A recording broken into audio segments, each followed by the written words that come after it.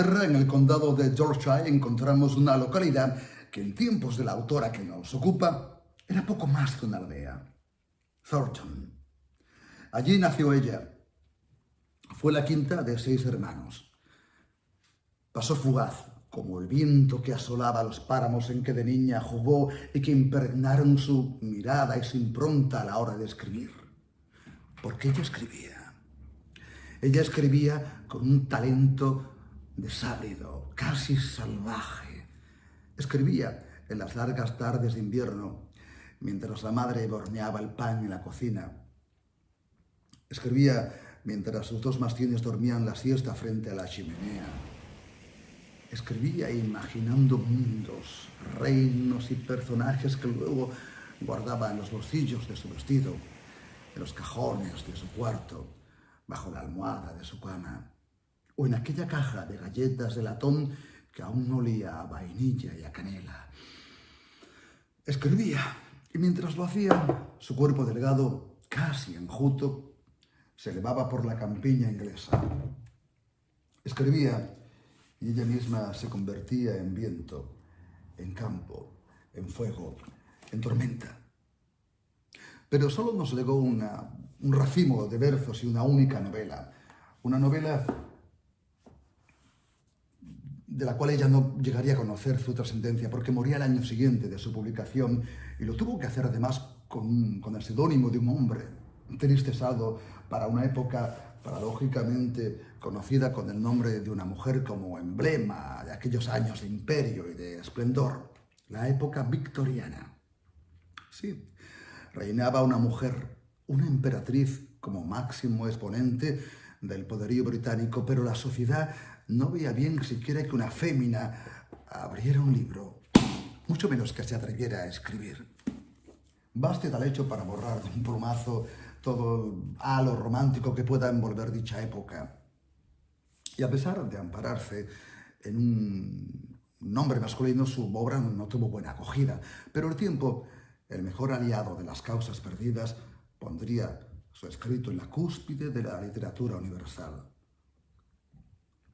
Sí, el tiempo suele poner las cosas en su sitio, pero puestos a pedir, yo le reclamaría al padre Cronos que a veces fuera tan amable de darse algo más de premura. Saludos cordiales. Soy Janos Land y esto no es lo que parece.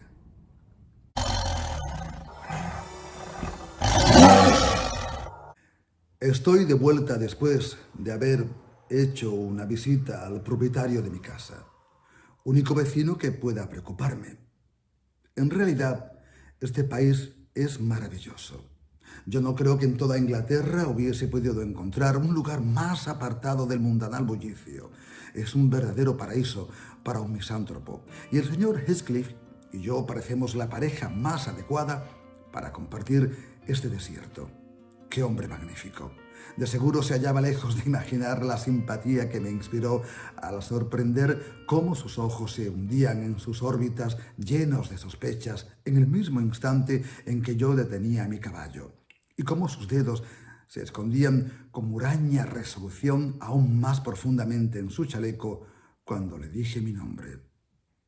¿El señor Heathcliff?, pregunté. Con Cumbres Borrascosas quiero dar inicio a una nueva sección para compartir mis imprescindibles. Mi selección de libros etiqueta negra, novelas que no pueden faltar en tu biblioteca, en ninguna biblioteca que se precie. Y veis, así me gustan en general las cubiertas, en general, sin nada, ni dibujo, ni fotografía, ni ilustración, nada que pueda condicionar la lectura. ¿Sabéis de esos libros que empiezas a leerlo y ya has olvidado que estás leyendo? No ves páginas, no ves palabras. Los personajes son personas, los puedes tocar, existen en una dimensión que solo te pertenece a ti, al menos durante la lectura. Y te enfadas, y te ríes, y sufres, y lloras, y te preocupas, y quieres gritarle a tal o cual personaje, o quieres advertirle, quieres ayudarlo, o te pide el cuerpo propinarle un matarlo al malo de turno. Y cuando acabas, cuando acabas, te entran ganas de aplaudir al libro. Porque hay libros que, como una obra de teatro, al caer el telón, merecen un aplauso. Este es el caso de Cumbres Borrascosas. Una novela que te deja vapuleado, como si te hubieran dado una paliza. Exhausto. Y paladeas un regusto extraño en el paladar de la conciencia, suponiendo que la conciencia tenga paladar, claro.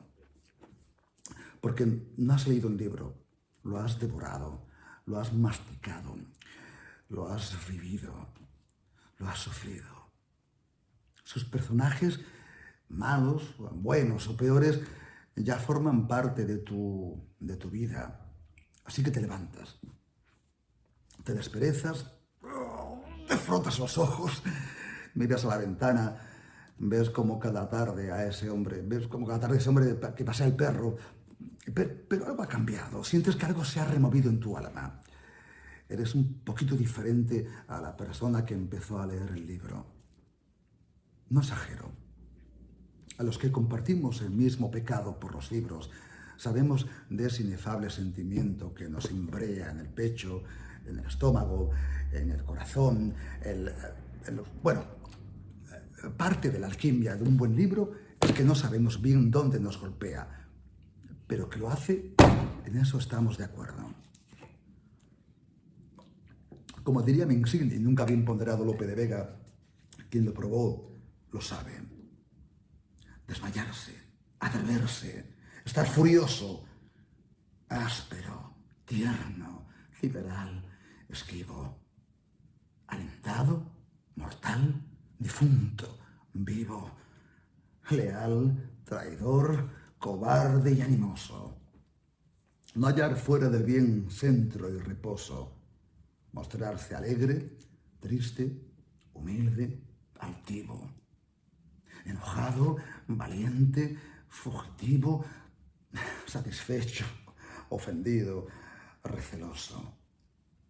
Huir del rostro al claro desengaño, beber veneno por licor suave, olvidar el provecho, amar el daño, creer que un cielo en un infierno cabe, dar la vida y el alma a un desengaño.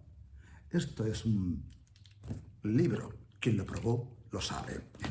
Cuando mi amigo Lope desangró estos versos, obviamente no estaba pensando en Cumbres Borrascosas, ni en el éxtasis que la lectura de según qué libros puede hacer en tu ánimo. Pero me tomo la licencia, con tu permiso, para alinear a mi sabor y llevar el amor romántico al amor por una buena lectura y las secuelas que conlleva. Cuando fui a leer la novela tenía muy buenas expectativas. Y eso suele ser malo, pero mis expectativas fueron menguando al compás de las páginas porque cada personaje, cada escena, fueron royendo mis prejuicios hasta que estos se quedaron en nada ante tamaña obra. Pero, ¿qué nos cuenta Cumbres Borrascosas? Ubiquemos la acción. Año 1801. Nos encontramos en los desábridos páramos de Yorkshire, al norte de Inglaterra. Eso suena a frío, a tembleque. Vamos, que salir a la puerta a tomar el solecito, poquito. Pues en esos campos se levanta una casa, una finca, una hacienda, llamada Cumbres Borrascosas. Allí vive Heathcliff, un tipo huraño, oscuro, antipático. Bien, pues este señor Heathcliff es también propietario de otra casa a unos kilómetros de Cumbres Borrascosas, de nombre La Granja de los Tordos. Y ese día se presenta ante él el tipo al que le ha alquilado la casa, un tal Lockwood, que es el que en principio nos va narrando la historia y que pasea alegremente por aquellos campos. Cuando llega a Cumbres Borrascosas, el recibimiento de su casero, de sus criados y de la misma casa que es en sí misma un personaje más de la novela, no puede ser más desagradable. Pero contra todo pronóstico, no sale corriendo soltando maldiciones, sino que encuentre interesante Heathcliff. Morbo, curiosidad. Tendrás que leer la novela para sacar tu propia deducción.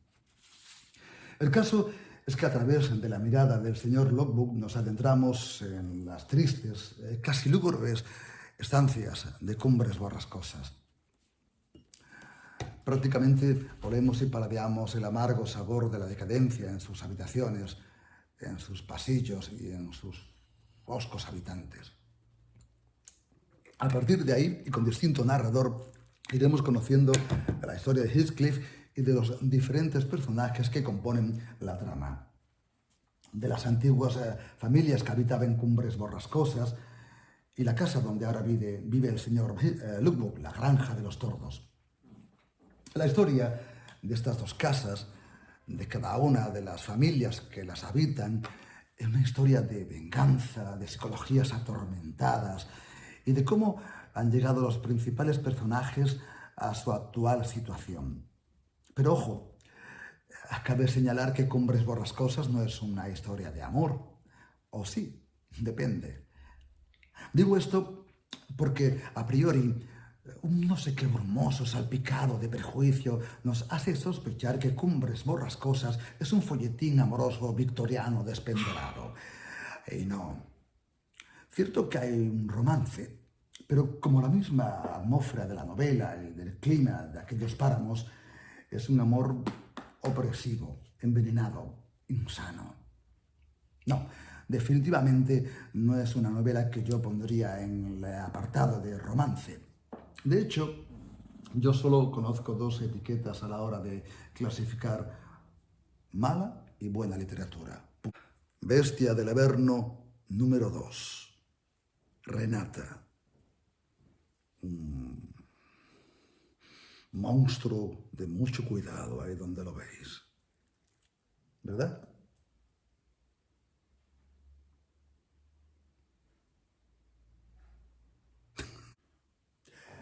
En fin, que Cumbres Borrascosas es una saga. Una saga porque narra la historia de dos familias enfrentadas a lo largo de más de una generación, y eso es, hablando con propiedad, una saga. Y todo pivota en torno al principal personaje de la novela, Heathcliff, un niño adoptado por el señor Edgeworth en uno de sus viajes y que no es bien acogido por el hijo de este. La verdad es que el hijo y heredero del señor Edgeworth odia a ese niño traído por su padre a Cumbres Borrascosas y hará lo posible por fastidiarle. Sí, en cambio congeniará con la hija del señor Edgeworth y ese llevarse bien se tornará con el tiempo en algo más. Y ya tenemos el caldo de cultivo para un torbellino de vecindades, de venganzas y de rencores entre unos y otros hasta llegar a la actual situación. Todo bajo el clima opresivo de Cumbres Borrascosas, donde el viento, el frío, el páramo oprimen el trasiego de los personajes. ¿Sí? Ya sé lo que estás pensando. ¿Qué hago? ¿Leo la novela o me tomo un caldito calentito? Emily Bronte perteneció a una familia inglesa, huelga decirlo, pero sí cabe apostillar que de raíces irlandesas. Nació en el condado de Yorkshire en 1818 y murió en 1848. 30 años, solo 30 años y solo una novela. Y un ramillete de poemas, claro. Hay algunas y algunos que han escrito 40 novelas y juntas apenas le llegan al callo del dedo gordo de Emily si de empaque literario hablamos. Hay algunos que quieren ser escritores y otros, como Emily, que sencillamente habían nacido para escribir. Sin embargo, ya lo sabes, la novela no fue acogida con vítores y aplausos precisamente. Y eso que la publicó con el seudónimo masculino de Alice Bell. Y no lo hizo por gusto, sino porque en aquellos años decimonónicos el que una mujer leyera no estaba bien visto, cuanto más que escribiera. Seguramente ni siquiera se la hubieran publicado. La mujer no tenía capacidad intelectual para otra cosa que no fuera lo que el hombre considerase adecuado. Y ya sabemos a qué tareas me refiero. El pensamiento conservador les concedía a las mujeres el rol de madre, esposas y poco más. De hecho, era asumido por la sociedad que la mujer disponía de menor capacidad intelectual que el hombre. Sí. En una sociedad así, ¿qué círculos intelectuales y literarios iban a admitir que una mujer se presentara con una novela bajo el brazo? Emily era introspectiva, tal vez demasiado, y como tal, con un gran mundo interior que pugnaba por salir. De ahí nacieron algunos poemas y más tarde esa obra cumbre de la literatura. Única novela, como digo, de esta mujer. Lo que inevitablemente nos hace pensar qué más nos hubiera entregado de haber tenido una vida más longeva. De hecho, los hermanos Bronte murieron jóvenes. Se llamaban María, Elizabeth, Charlotte, Patrick, Emily y Anne. Supongo que aparte de Emily, a ti, querido lector, querida lectora, es de suponer que el nombre de Charlotte resonará en tus oídos, ¿verdad?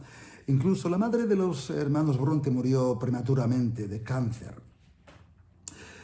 Cuando esto sucedió, las hijas fueron enviadas a un internado bastante chungo, como solo pueden serlo en aquella época los internados. De hecho, la tuberculosis y poco más trajeron a casa como triste recuerdo de aquella reclusión que acabaría matándolas. Su padre era pastor anglicano.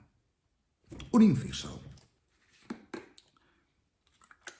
Ya sabéis que los ingleses siempre han sido muy suyos. Siempre han querido desmarcarse todo y de todos. Que en todas partes se conduce por la derecha. Pues nosotros por la izquierda. Que hacemos ingleses. Que si en Europa se consensúa el euro, nosotros mantenemos la libra, que somos ingleses. Pero si hasta tenían que tener su propia y particular versión del virus del COVID para diferenciarse, la cepa inglesa, ¿cómo no iban a crear su propia visión de la religión cristiana fundando su propia iglesia, la iglesia anglicana? Somos ingleses. Pues eso, su padre era pastor párroco de la iglesia anglicana. Fin del inciso. Como fuera, el caso es que los hermanos Bronte tenían una especial predisposición para idear mundos y describir historias. Escribían sobre países y ciudades imaginarias o reinos fantásticos como el de Angria o la isla de Gondel, repleta de leyendas. Emily empezaría a asistir a la escuela de señoritas en que su hermana Charlotte impartía clases. Suena romántico eso de escuela de señoritas, ¿verdad? Pero esto no es más que otro yugo con el que enseñar a las niñas a ser buenas esposas y amas de casa. El caso es que Emily no aguantaría mucho.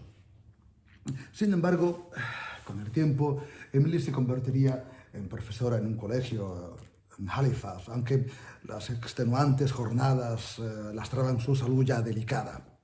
No volvería a ejercer una profesión fuera del hogar y se dedicaría a las labores de la casa y a aprender alemán, creo, y piano de forma autodidacta.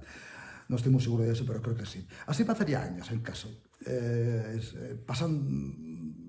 Pasaría años amasando pan en la cocina, paseando por sus páramos o adecentando la casa. Todo compaginándolo con el cuidado de su hermano Patrick, que había entrado en claro declive de salud a causa de sus debilidades, llamémoslo así. En 1846, las hermanas Bronte publican conjuntamente una selección de poemas bajo diferentes seudónimos. El escogido por Emily fue, ya lo sabes, el de Ellis Bell, seudónimo con el que también firmaría, también te lo he dicho, su única novela, la que hoy nos conjura en ese canal, Cumbres Borrascosas.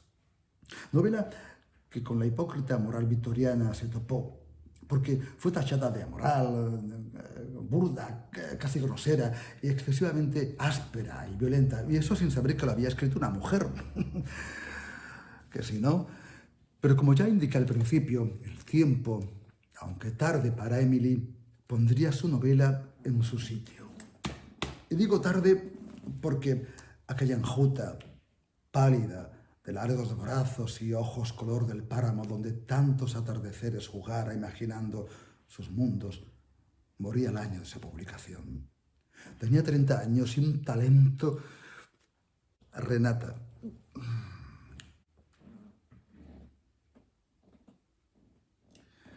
Pero se me hace obligado esbozar al menos cómo era la época victoriana, esa época tan trajinada, tan comentada, tan hablada.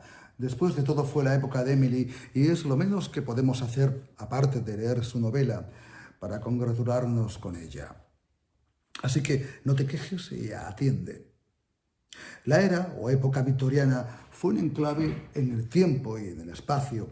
Concretamente, nos ubicamos en el Reino Unido durante los años en que reinó Victoria I. De ahí el nombre victoriano o victoriana, de Victoria. Ya digo, reina del Reino Unido, United Kingdom, emperatriz de la India. Y esto fue desde 1837 hasta 1901. Pero algunos eruditos pueden extender de un lado a otro al margen de la misma reina. Bueno, no voy a extenderme mucho más por no pecar de cansino y hablar de la revolución industrial, de la política, de la sociedad. Pero tentado estoy, querido Sancho, tentado estoy.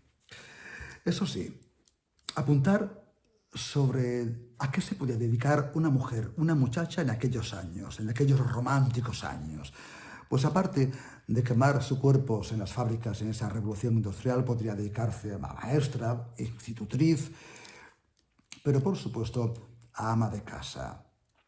Que lo de ama de casa es un término que siempre me ha hecho gracia, ¿verdad? Ama de casa. Menos mal que es la ama, se llega a ser la esclava de casa. Bueno, también estaba la prostitución, pero no entremos ahora en ese jardín, eso no existía en aquella época.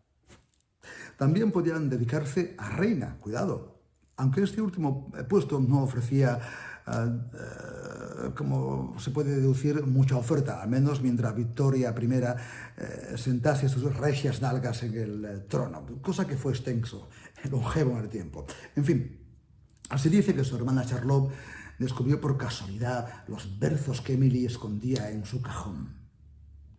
No me lo creo. Charlotte sería de todas las hermanas la más echada para adelante, por decirlo de alguna forma, ¿no? Además de sagaz y como buena escritora, muy observadora.